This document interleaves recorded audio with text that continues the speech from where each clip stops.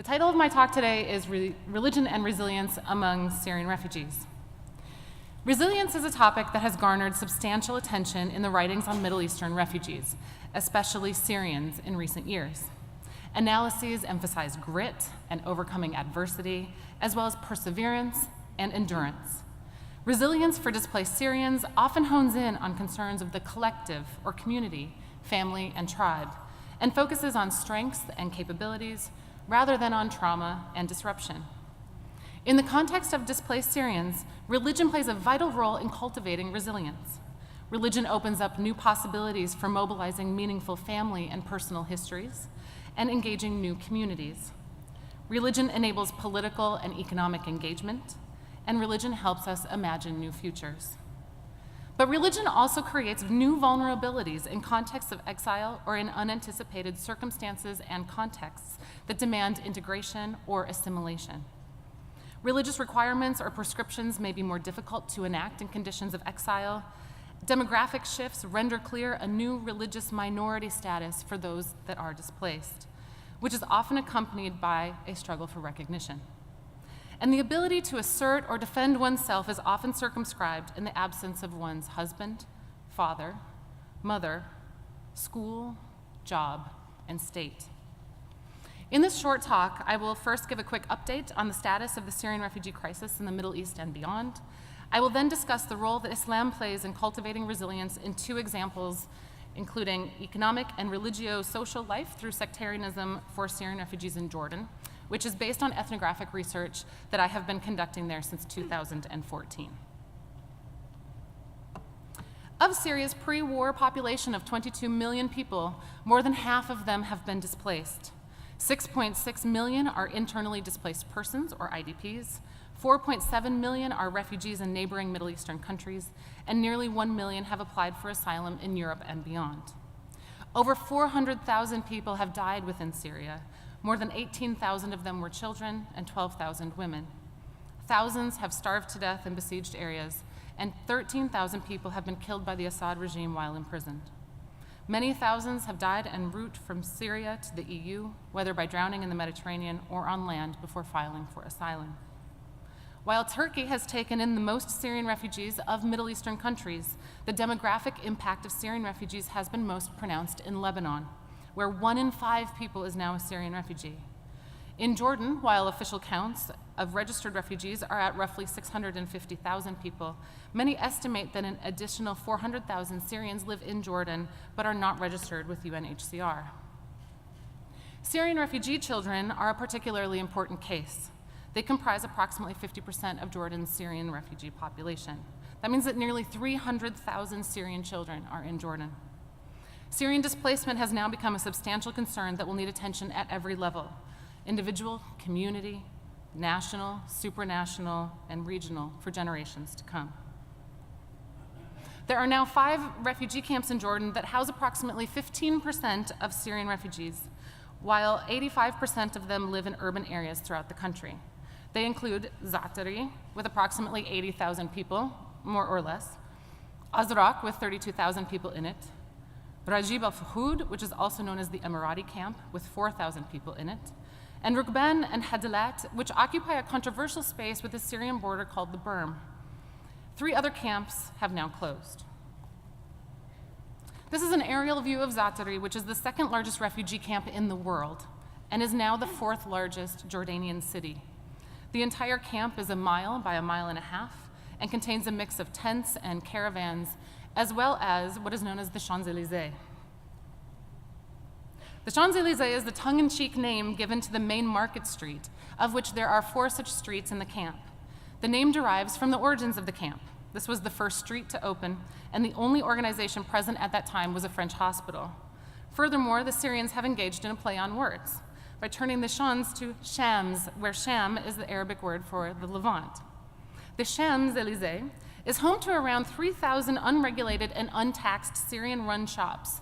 Some sell pre-made food and drinks, others are mini markets and green grocers, and still others sell clothes, shoes, and jewelry.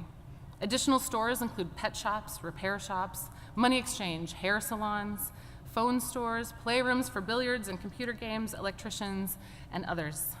This is one way that the Syrians have enacted resilience in the camps, by promoting diversity, choice, and life beyond mere survival.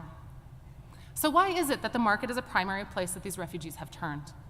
As I and others have discussed in other work, economic engagement, in addition to being a source for resilience in everyday life among all displaced persons, is highly compatible with Islam, even as some argue demanded for a pious life. Attempts at Islamizing economic activity are prevalent in Muslim-majority societies and among Muslim minority populations around the world. Market Islam is very much at work. Economic life brings a sense of normalcy. It provides a way to build a family and contribute to community. It's an ethical way to engage in Islamic practice by enacting transparent contracts, repaying debt, and especially in avoiding interest. There are particular challenges to fulfilling the mandate for an Islamic economy in conditions of exile like Zaatari. They include access to expanded financial services, such as banks, reliable and democratic supply chains, and protections against financial abuses. Prior to the war, there was a strong culture of saving and financial service utilization among Syrians, but there are no banks in Zaatari. As a result, there are now attempts within Zaatari to improve financial literacy, promote phone-based and digital finance, and expand non-brick-and-mortar options to scale up financial activity that is both good for the local economy and promotes an Islamic economy, as well as enhancing the capacities for resilience in camp conditions. Perhaps these questions of implementing and growing an Islamic economy are even more pressing outside of refugee camps and in situations of country resettlement, in which refugees become asylum seekers and a new Muslim minority. In these contexts, financial services may become available. However, they're typically not Islamic, which may impede integration.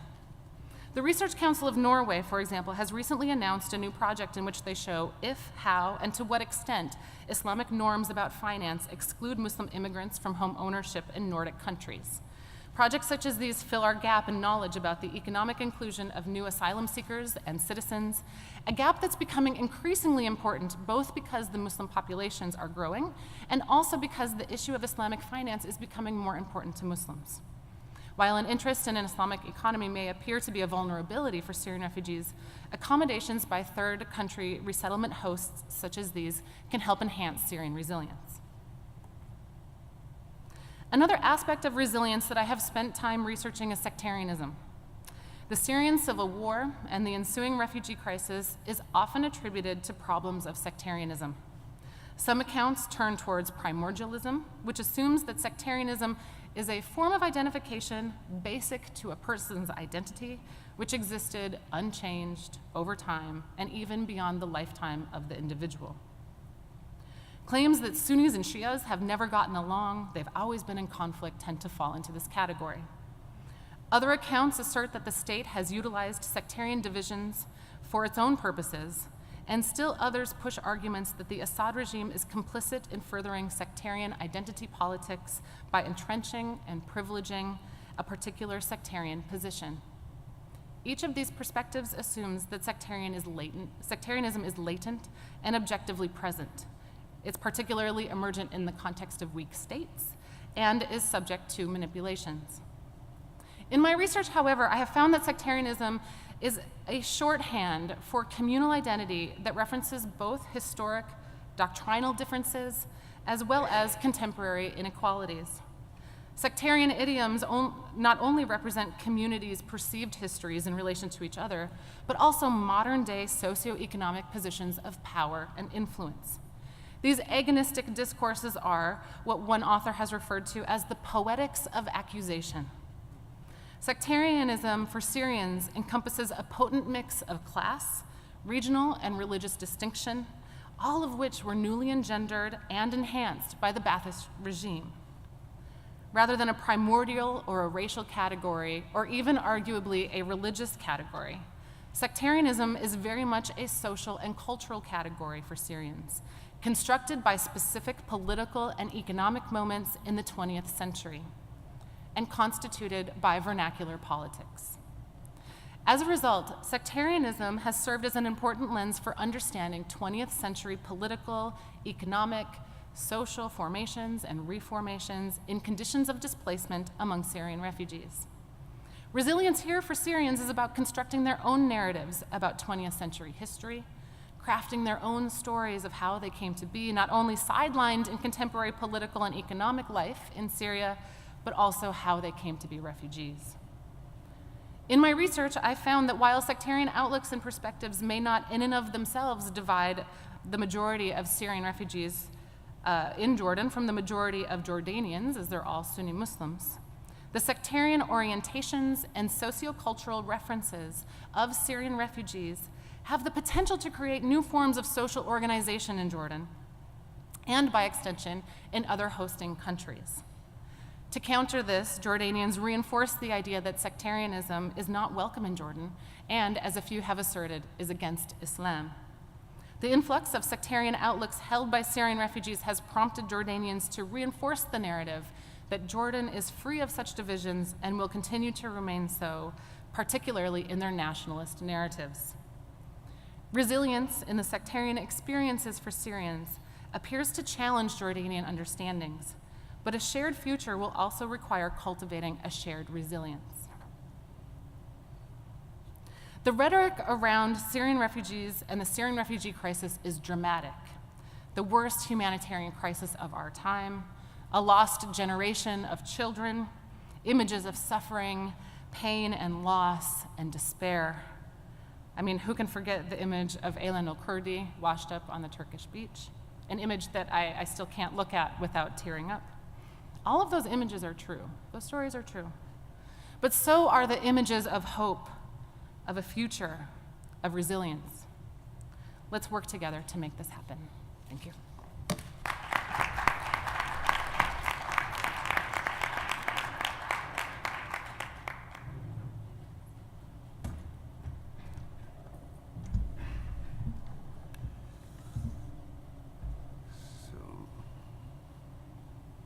We bring up the next set of slides, please. I'm Mark Juergensmeyer, and I'm going to be talking about the situation in Iraq, which is somewhat different than the situation in Syria, because in Syria you have displaced persons and refugees from the war crisis in general.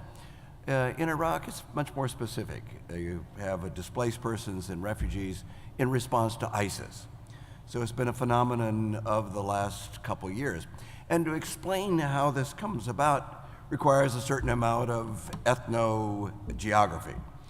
If you look at a map of Iraq, you can see that there are really three different regions that were glommed together, it's kind of stitched together into one country at the end of the World War I and the fall of the Ottoman Empire. Never really made much sense as a coherent country, but nonetheless, there it is, that's Iraq. And they're divided by ethnicity and religion. In the far north, you have a different ethnicity, Kurds, from the Arabs in the rest of Iraq. They are Sunni Muslims, but people talk about the Sunni Muslims, not so much of the Kurds in the north, but the Arabs in the west. The Arabs in the west, who are Sunni Muslim, are religiously different, but not ethnically different, from the Shia in the southeast. Are you thoroughly confused? Because we have both ethnicity and religion as two different dimensions that divide people, but they do divide people. And the Arab Sunnis in the west feel that since they're only 20% of the population, Kurdistan in the north has its own independent region, but the Sunni Arabs in the west feel dominated by the 60% population of Shia in the southeast. They feel marginalized, disenfranchised. So it's quite understandable that this is the area in which ISIS has prospered. ISIS beginning really as Al-Qaeda in Iraq for a movement of Sunni empowerment has spread not only through Iraq, but of course, as you know, throughout Syria. And again, in Syria, in the eastern parts of the country, which is a country where Sunni Arabs felt disenfranchised because the government of Damascus was a Alawite of kind of Shia religious dimensions. And the Sunni Arabs felt quite rightly that they were being kept out of the public life. And this was the fertile ground in which ISIS was able to develop. It also explains the religious ethnic character of the refugees. Now, I've been to about a dozen refugee camps in Iraq, Turkey, and Syria as a part of a larger project I'm doing on how terrorist movements come to an end. And I'm looking at ISIS and I'm trying to understand it from the inside, and that's the reason why I've gone and talked with people who have been recently under ISIS control. And these refugee camps are kind of as you expected. Some of them look desperate, some of them are sort of thrown together at the last minute. And yet people go on. There's a vibrancy, there's a life. These people are picking up a big truckload of free potatoes came in. All of these are my pictures these are refugee camps near Erbil in Kurdistan. And they're picking up free food, bringing them to their quarters. It's kind of in quotation marks. Sometimes it's just tents, sometimes it's a little bit more elaborate than that. Often there's some cooking space. In some of the newer refugee camps, there are communal cooking arrangements. But as I said, life goes on. Now, who are these people? In this case, I'm talking to a woman in a Yazidi camp in Diyarbakir in Turkey. And this is a camp almost entirely composed of people who are Yazidis, which is an ancient religious community that worship the sun. And it has roots that are connected with a variety of religious traditions, but the Sunni Arabs, particularly in ISIS, regarded as devil worshippers, and for that reason, they have no respect for any of the Yazidis, who mostly lived in, as this woman and her family did it, in the town of Sinjar in the mountains along the Syrian-Iraqi border. And so they felt, the ISIS fighters felt that they could kill the men and take the women into sex slavery, which is exactly what this woman was concerned about. And she was telling me the story about how she had to hide her own daughters. She had to protect them for fear that they, as her neighbor's children, would be taken away. And she said they would be taken to a big barn and then literally sold off for a small amount of money to dirty old men, as she described them. A horrible, horrible situation. And yet she survived, and those are her daughters and her family behind her, and they've come to this camp now looking for a different kind of opportunity. So Yazidis are one community that was marginalized and seeking refugees. Christians are another. This is a camp right outside of Erbil, and this is a Christian merchant who, as you can see, has a little bit more elaborate setup. He has his own little kitchen. He's fixing some little sweets to share with me and my translator. And the Christians, in some ways, at least the camps I visited, are doing slightly better because of their connection with worldwide Christendom and support they get from Christian organizations. These guys are Shia, so they were regarded as kind of heretics from the get-go. And they realized as soon as ISIS came in, they had to get out because there was really no place for them. This guy has a completely different story. He's one of the few Sunni Arabs that I encountered in these camps. But in his case, he formerly worked with the police in Fallujah. And so when ISIS took over the city, he realized that any connection with the government, including the military or the police, was going to be bad for his future. And when he left, he initially went to Baghdad, but then he realized that Baghdad wasn't really set up to take care of refugees, so he came north to Kurdistan and joined refugees from a variety of other different locations. So the mix of ethnicities and religions are considerable. There have been more Arab Sunni refugees in recent months. And this is pictures from just a couple months ago when I was on the border of Iraq and Syria, at the border with Mosul. And Mosul was, at the time I was there a couple months ago, in this last states of collapse in terms of ISIS control. And as I went into this area that had just a week or two before been controlled by ISIS, you can see ISIS blew up bridges behind it as you went closer to the border of Mosul. And this is a little town right on the edge of Mosul. And you can see it had been totally destroyed. There was just virtually no house that can be inhabited. I mean, if people wanted to go back there, what would they go back to? I mean, look at this. You know, I wanted to get out of my Jeep and go and take a picture of it, and the driver says, no, don't step out of the Jeep, because if you do, you'll step on a landmine.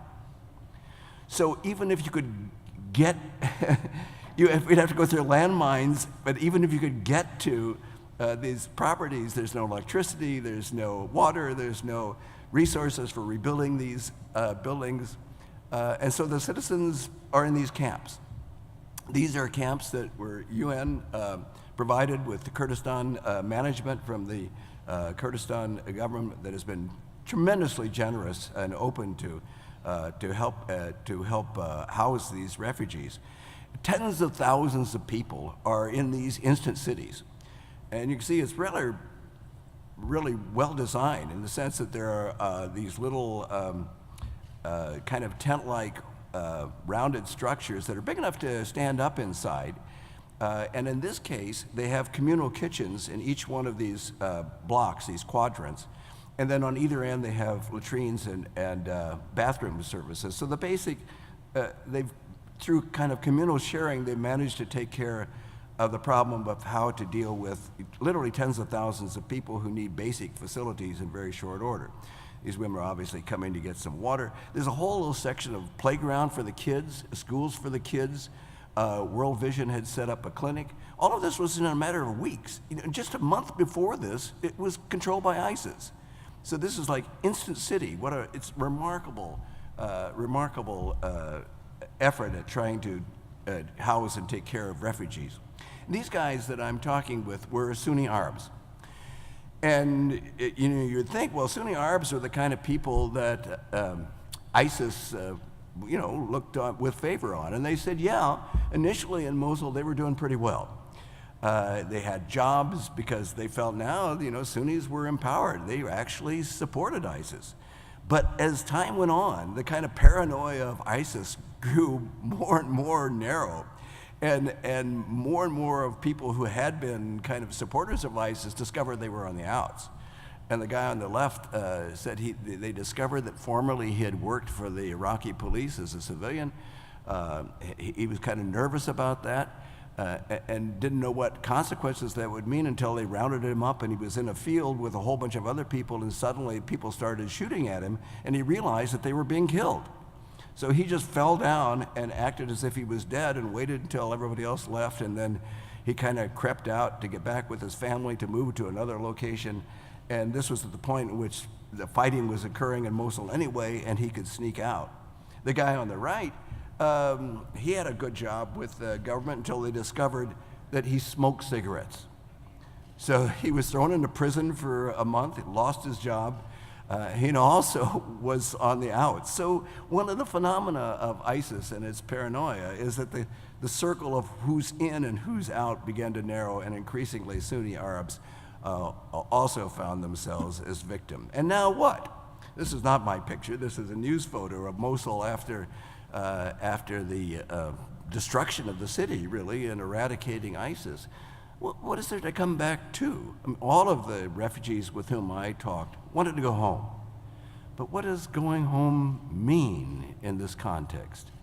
I mean, there's an enormous kind of rehabilitation that is required, with an enormous amount of money that is required also. Neither the Iraq or Syrian government seem to be prepared for that. International agencies have not moved in to reconstruct as quickly as they have to try to destroy ISIS.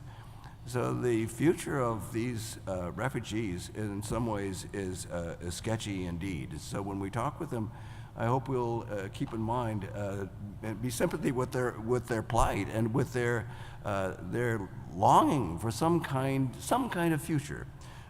They would prefer it to be in Iraq or in Syria, but for others, maybe in Germany or maybe in the United States, some place that will accept them where they can find a new life. What an extraordinary, difficult thing to have to deal with at this moment in one's life. But there we have it, and I'm glad we are sharing their concerns with us at this AAR plenary.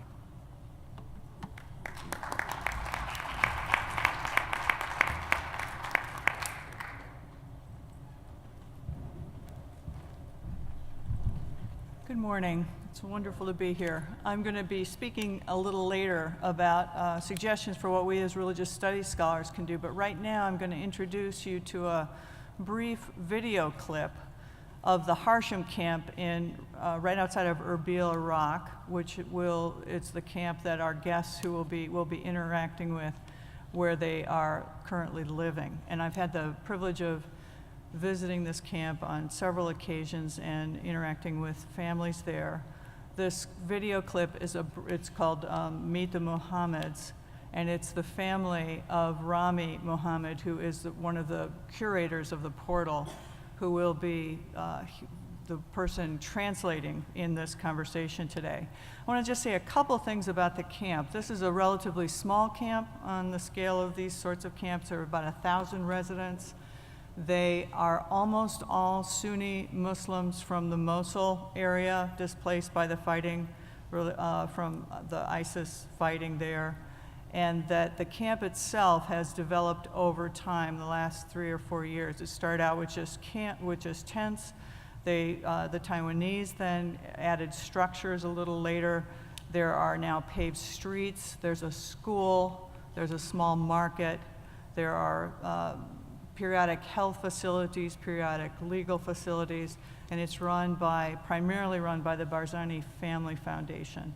So as these camps go, this one is in relatively good shape. In fact, they just recently have now plumbing in each of the family units that was just recently installed. Again, similar to what Mark just articulated, though, the prospect of returning home to Mosul, even though the town has been quote unquote liberated, is uncertain for a whole host of reasons, not just the failed infrastructure, but still concerns around safety. So you'll see here, though, a vibrant community, which is what this small video clip represents. This is a trailer for a larger clip that we're creating to basically tell the stories of people who are displaced in this way. So we'll turn now this quick video clip, and then we'll, I think, move right into conversations with our guests. حي على الصلاة حي على الصلاة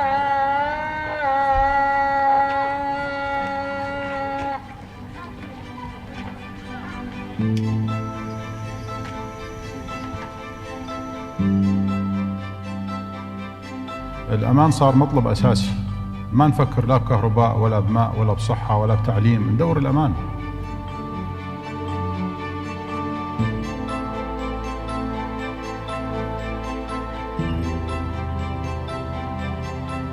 It was very hard to start our life again and living in a small tent, but we get it and we make it better.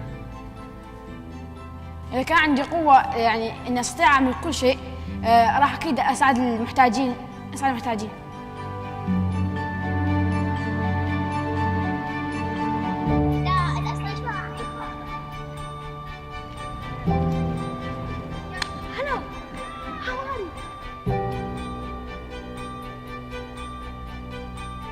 والحمد لله احنا لحد الآن عايشين.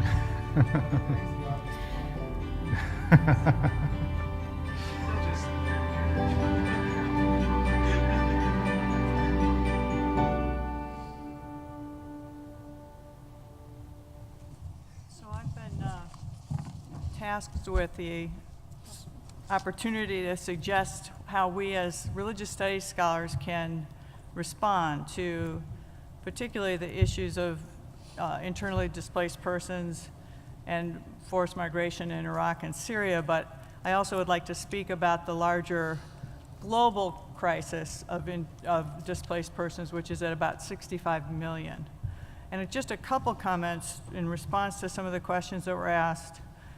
So at this particular camp, there are weekly food distribution that comes from several different places, but they're also starting their own farm. And part of the hope is that they'll be able to grow their own food for the camp and then also to sell so that people in the camp can have a source of income. Because one of the challenges for people there is it's very difficult for them to generate or to earn their own income. They do get monthly allowances, each family does, to help provide for the basics. But one of the challenges is just to be able to get on with their own lives in meaningful ways.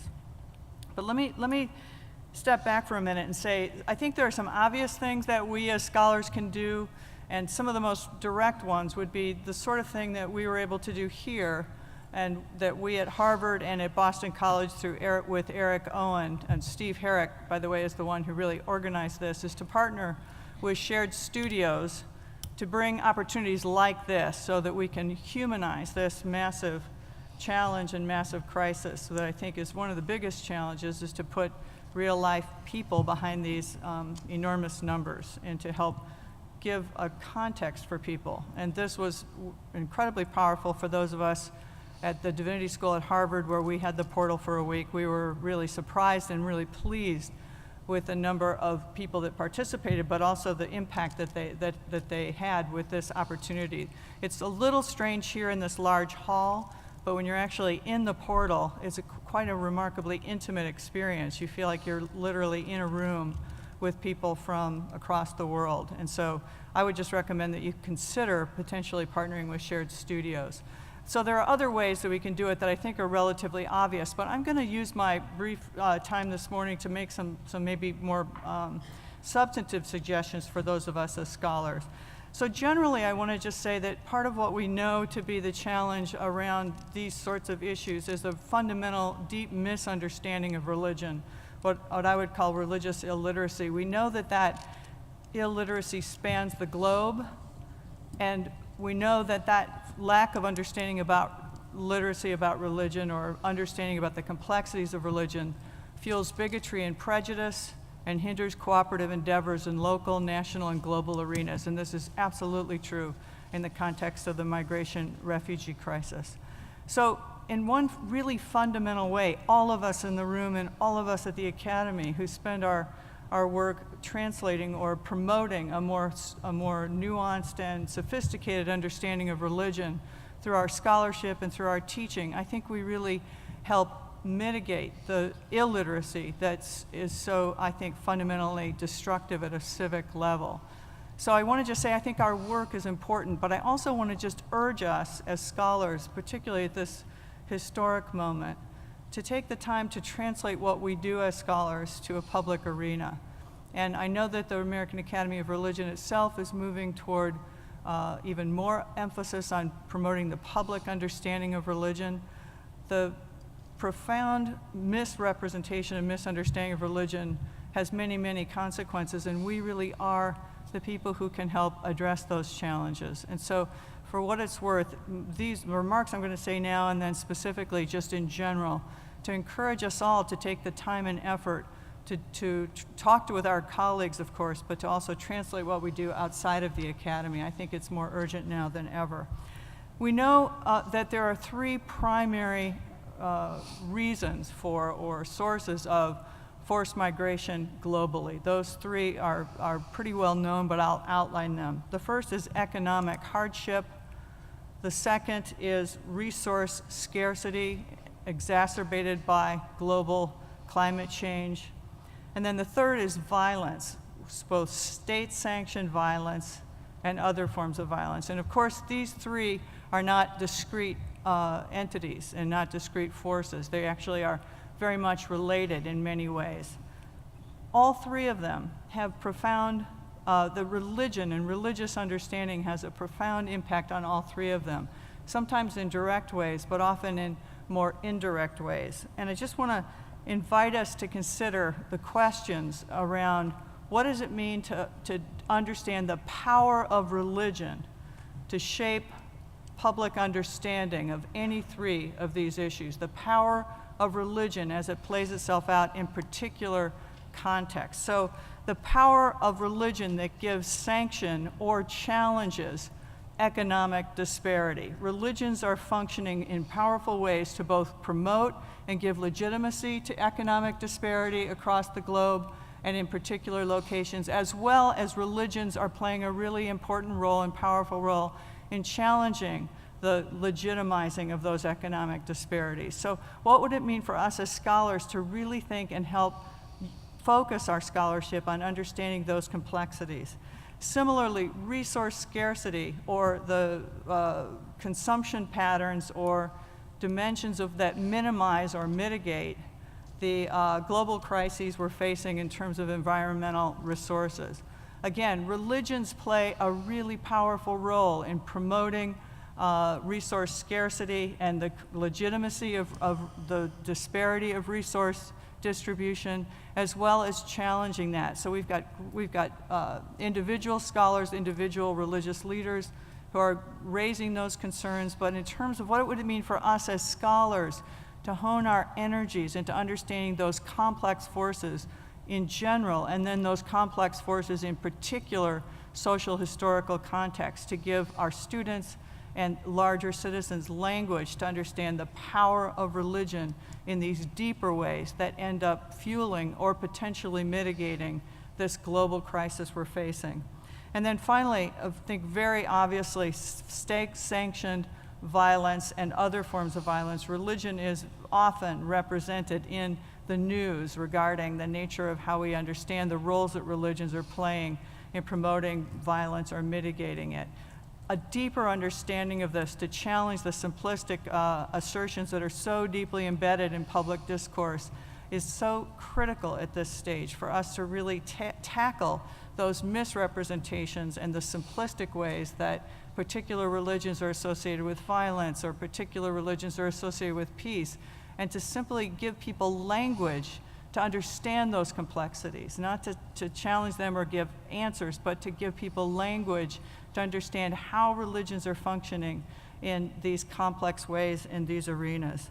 And a couple just quick overview assertions. One, consistent and very unexamined in public life dimension of the global crisis we're facing in terms of refugees and migration are the powers and forces of neoliberalism.